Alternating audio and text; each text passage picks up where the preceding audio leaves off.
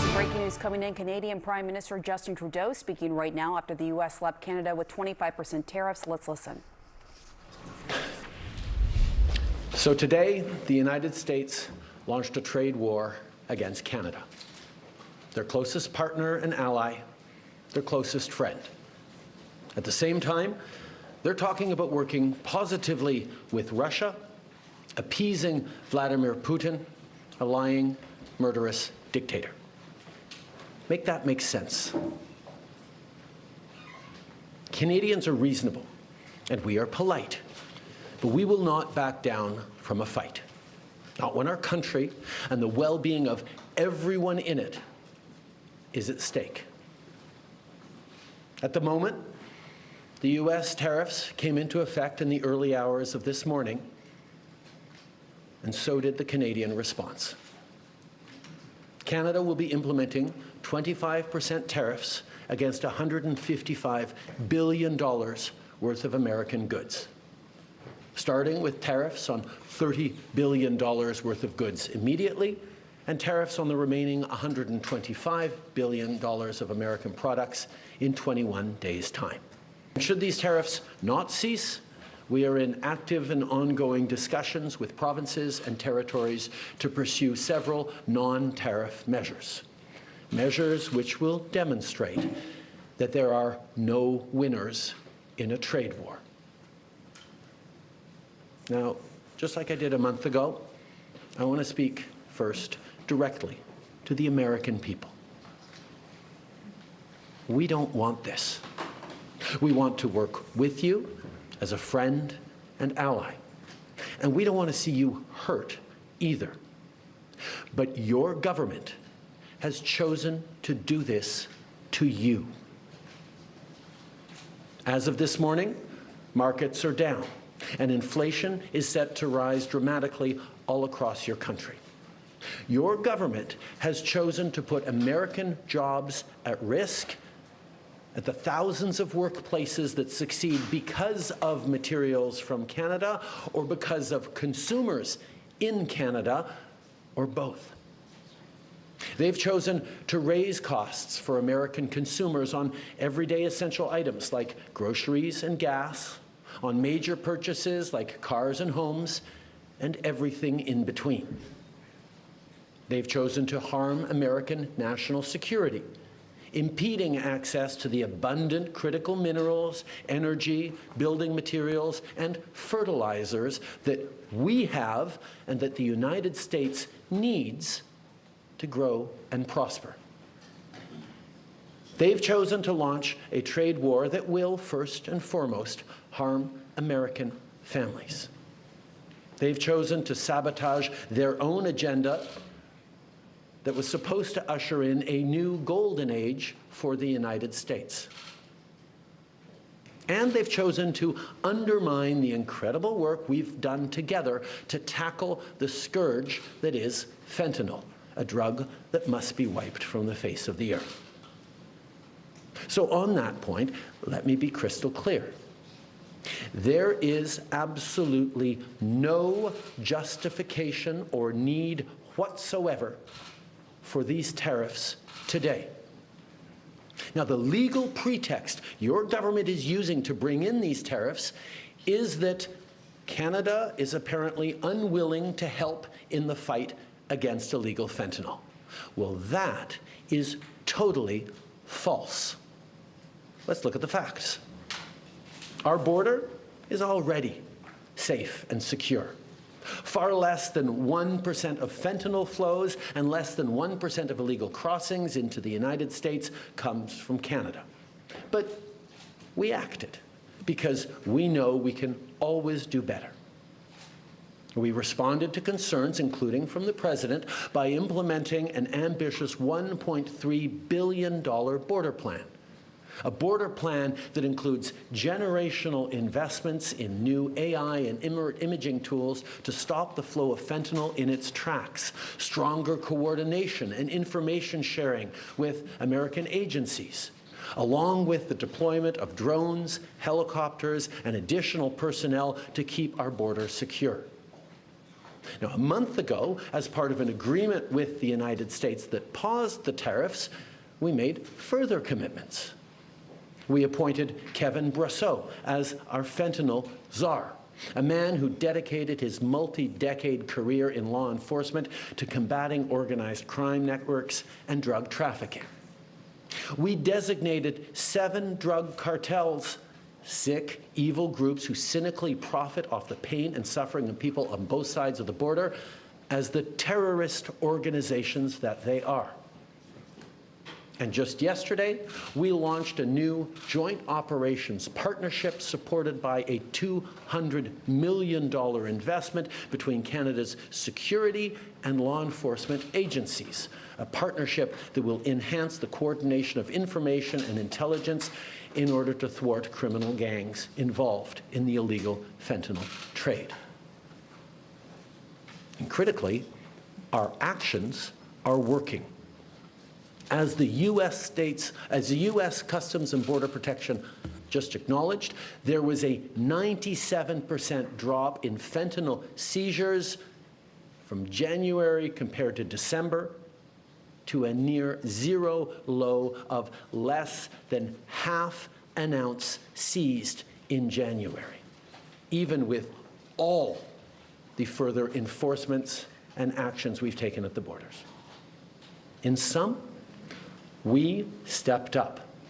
We engaged closely and constructively with the President and his administration. We did everything we promised. We stuck to our word. And we did it because we believe in working together to protect our citizens. Now I want to speak directly to one specific American, Donald.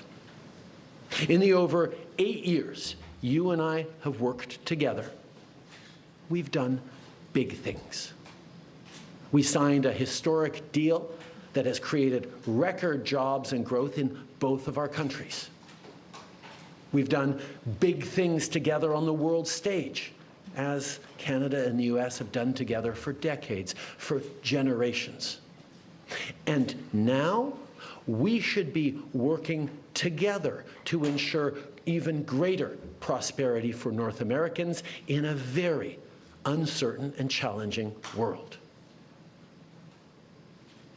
Now, it's not in my habit to agree with the Wall Street Journal, but Donald, they point out that even though you're a very smart guy, this is a very dumb thing to do. We two friends fighting is exactly what our opponents around the world want to see. And now, to my fellow Canadians, I won't sugarcoat it. This is going to be tough, even though we're all going to pull together, because that's what we do. We will use every tool at our disposal so Canadian workers and businesses can weather this storm. From expanding EI benefits and making them more flexible to providing direct supports to businesses, we will be there as needed to help. But Canada, make no mistake, no matter how long this lasts, no matter what the cost, the federal government and other orders of government will be there for you. We will defend Canadian jobs. We will take measures to prevent predatory behavior that threatens Canadian companies because of the impacts of this trade war, leaving them open to takeovers. We will relentlessly fight to protect our economy. We will stand up for Canadians every single second of every single day, because this country is worth fighting for. Les derniers mois ont été stressants et honnêtement épuisants. All right, while the Prime Minister is speaking in French, I want to bring in CNN's Paula Newton. She's joining us from Ottawa, CNN White House reporter Elena Treen. Paula, I've covered U.S.-Canadian relations for many, many years. I grew up in Buffalo, New York, right on the border with Canada. Our family used to go to Canada, to Ontario, Crystal Beach. Every summer we had a home there, so I spent a lot of time growing up effectively in Canada. I have never seen this U.S.-Canadian relationship deteriorate as seriously as it has right now. The Prime Minister of Canada saying the U.S. has declared a trade war against Canada. Have you ever seen this U.S.-Canadian relationship as bad as it is right now? Absolutely not, Wolf, and I echo, your thoughts. In my entire lifetime, Wolf, in terms of what you speak and that very close friendship between Americans and Canadians, I have never seen anti-Americanism reach this height in my entire lifetime. And I want to note, Wolf, that was the Prime Minister, the man who will not be Prime Minister much longer, probably a matter of days.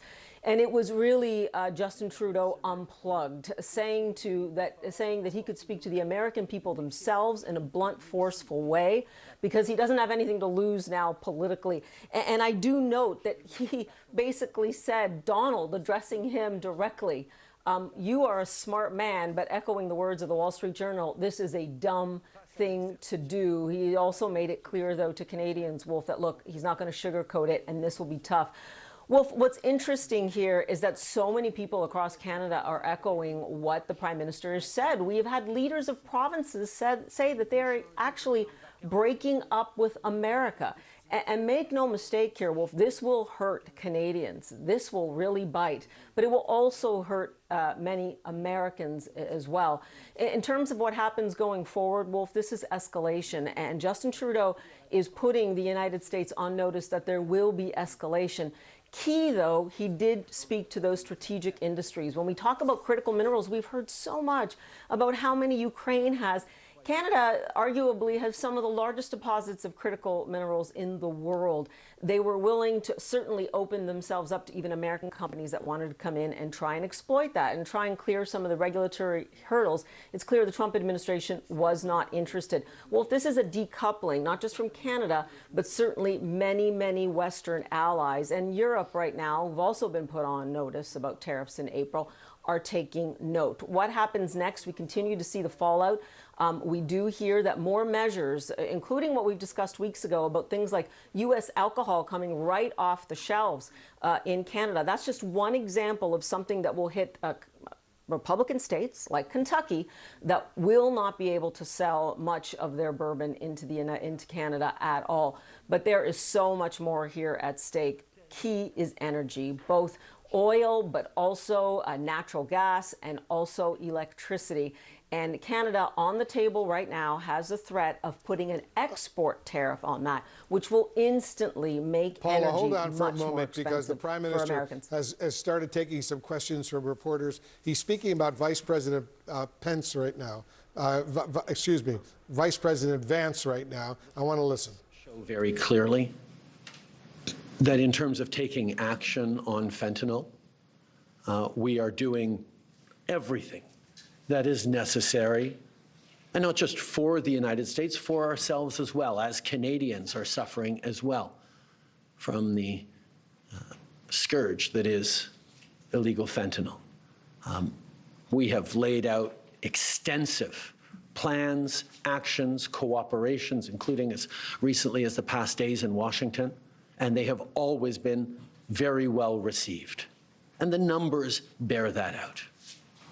I think in what President Trump said yesterday, that there is nothing Canada or Mexico can do to avoid these tariffs, underlines very clearly what I think a lot of us have suspected for a long time, that these tariffs are not specifically about fentanyl, even though that is the legal justification he must use to actually move forward with these tariffs. The United States has announced it's suspending aid for Ukraine. The Prime Minister Justin Trudeau of Canada, and saying that basically this idea that the reason for these tariffs is because of fentanyl is a false pretext. And he talked about all the things that Canada has done to crack down, and that less than 1% of fentanyl that was seized at the U.S. border was from Canada. Elena, it struck me, you're at the White House, and I'm wondering, he talked about how he hasn't talked to Trump yet. He hopes to. He tried to appeal to him directly, saying, Donald. And he said, you're a smart man, but this is dumb, saying that he agreed with the Wall Street Journal. Is there any reaction from the White House, Elena?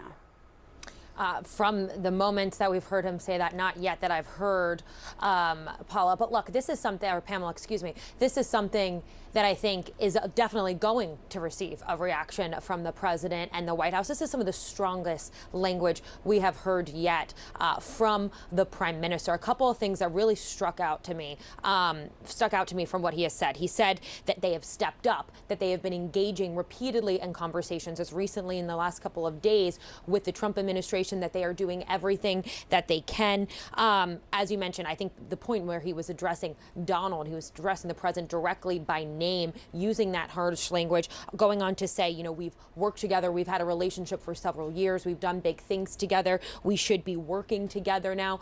All things that we have heard, you know, him say and maybe more nicer or friendlier terms before, but now you're hearing a very direct, harsh language from the prime minister. Look, I mean, from what the president said yesterday and what has been kind of clear is he said yesterday that he doesn't believe there's any more room to negotiate when it comes to what Canada and Mexico are doing. He has said very clearly that he believes they aren't doing enough on fentanyl. You heard the prime minister argue that he doesn't believe that's actually what these tariffs are about. And then today you've heard a lot of Donald Trump's cabinet members, people like Howard Lutnick, the Commerce Secretary. You've heard Peter Navarro, a key trade advisor to the president, argue that if they do see some real changes in stemming the flow of migrants and fentanyl from coming over the border, that perhaps these tariffs will be called off. But clearly, this is a huge deterioration with allies that we have had. And one thing, of course, I think the real change that we could see is in the reaction that the president and the White House has to how the United States economy